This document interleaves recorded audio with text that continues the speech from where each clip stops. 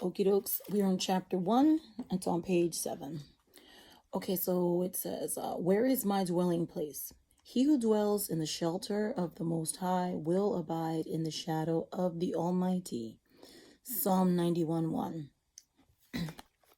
Have you ever been inside a cabin with a big roaring fire in the fireplace, enjoying the wonderful feeling of safety and security as you watch a storm going on outside? It is a warm, wonderful sensation knowing you are being sheltered and protected from the storm. That is what Psalm 91 is all about. I'm sorry, guys. Everyone can think of something that represents security to him on her or her personally. When I think of security and protection, I have a couple of childhood memories that automatically come to mind. My dad was a large, muscular man who played football during his high school and college years, but he interrupted his education to serve in the military during World War II. Mother, who was pregnant with my little brother, and I lived with my grandparents in San Saba, Texas, while Dad was in the service.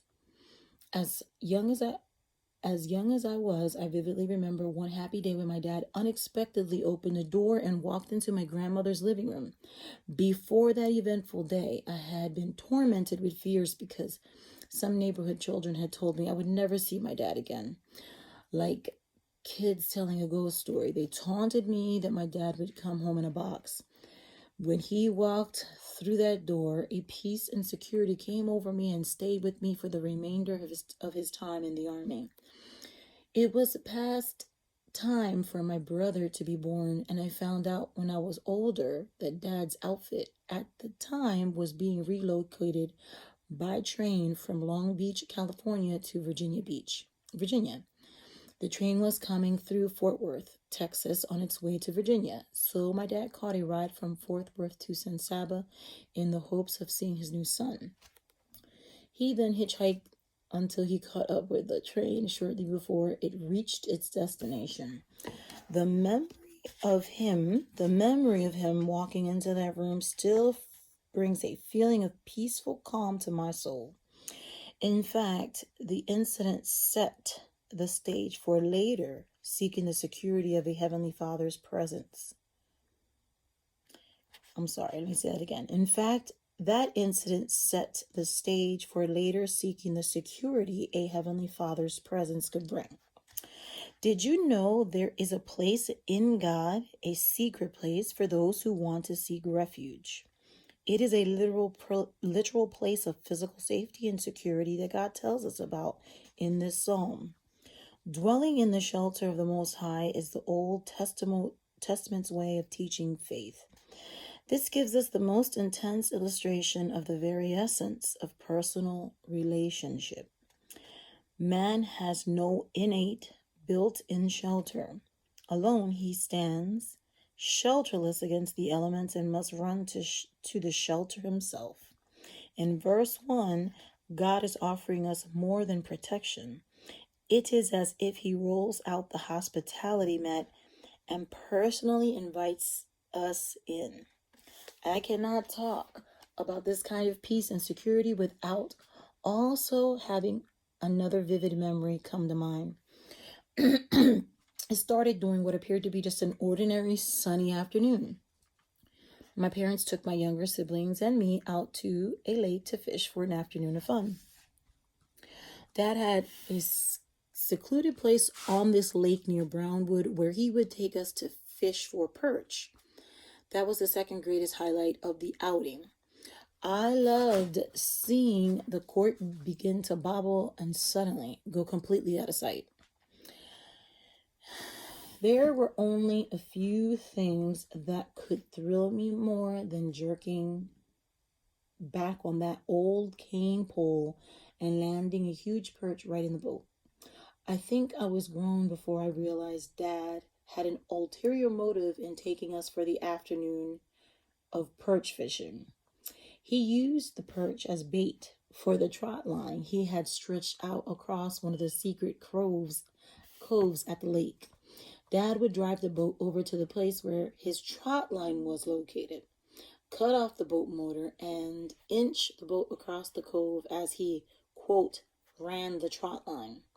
That was what he called it when he would hold onto the trot line with his hands and pull the boat alongside all the strategically placed baited hooks to check if any of them had caught a large catfish. I said that catching the perch was the second greatest highlight of the outing. By far, the greatest thrill was when Dad would get to a place where the trot line would begin to jerk almost out of his hand. It was then that we three siblings would watch wide-eyed and as Dad would wrestle with the line until finally, in victory, he would flip a huge catfish over the side of the boat, right on the floor board at our feet. Money could not buy that kind of entertainment. The circus and the carnival all rolled up into one could not compete with that kind of thrill.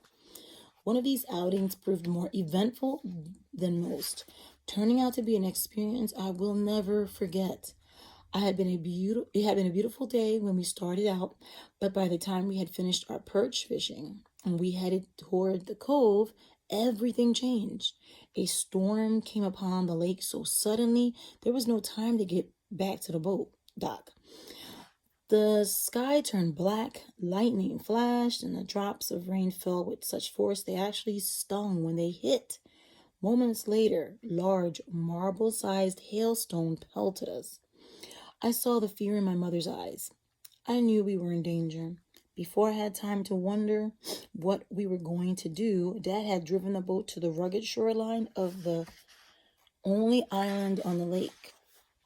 Although boat docks surrounded the island now, back then it looked like an abandoned island with absolutely no place to take cover. Within moments, Dad had us all out of the boat and had ordered the three of us to lie down beside our mother on the ground. He quickly pulled a canvas tarp out of the bottom of the boat, knelt down on the ground beside us, and thrust the tarp up over all five of us.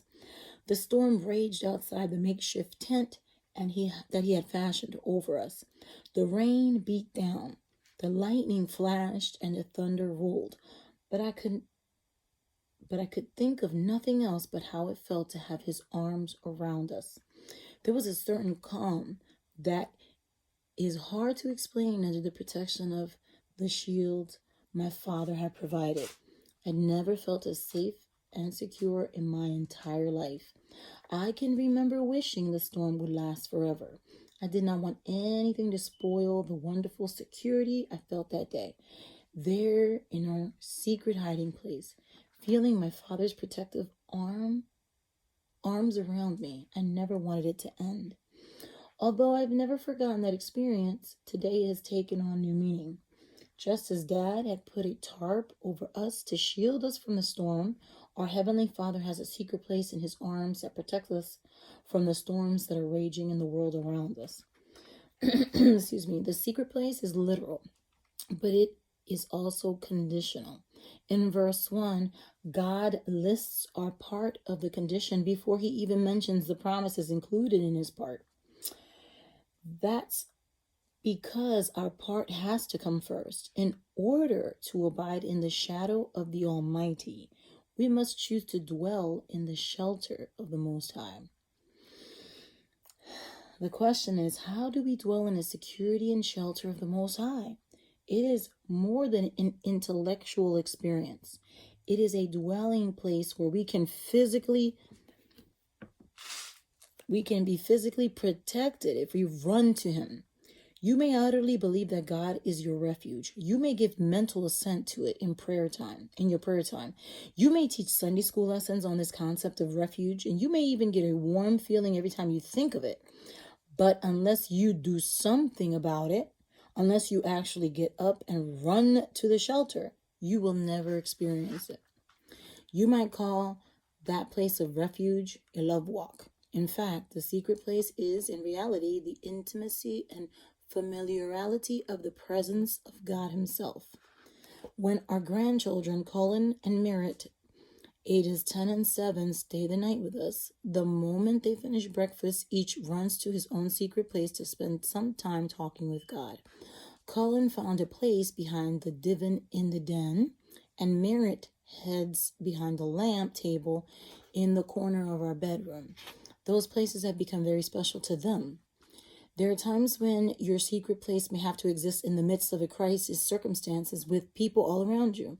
A good example of that is a situation in which a U.S. Navy boy from Texas found himself. Running spiritually to his secret place is most likely what saved his ship from disaster. He and his mother had decided to both repeat Psalm 91 each day at a given time to add agreement to his protection covenant. He later told of a time when his ship was under attack from the air and from an enemy submarine at the same time. All battle stations on the ship were in operation when the sub came within firing range and loosed a torpedo directly toward them. At that moment, the young man realized it was the exact time that his mother would be saying Psalm 91. So he began quoting the psalm just as the torpedo's wake appeared, heading directly toward their battleship. However, when it was just a short distance away, it suddenly swerved, passing the stern and disappearing. But before the men had time to rejoice, a second torpedo was already coming straight toward them. Again, he said, as the second torpedo got almost to its target, it suddenly seemed to go crazy, causing it to turn sharply and pass by the bow of the ship. And with that, the submarine disappeared without firing another shot. The whole ship must have been, quote, under the shadow of the Almighty, unquote, because it didn't receive as much as a scratch from either the submarine or the planes flying overhead. Where is your secret place? You, too, need the security and shelter of a secret place with the Most High. Praise God.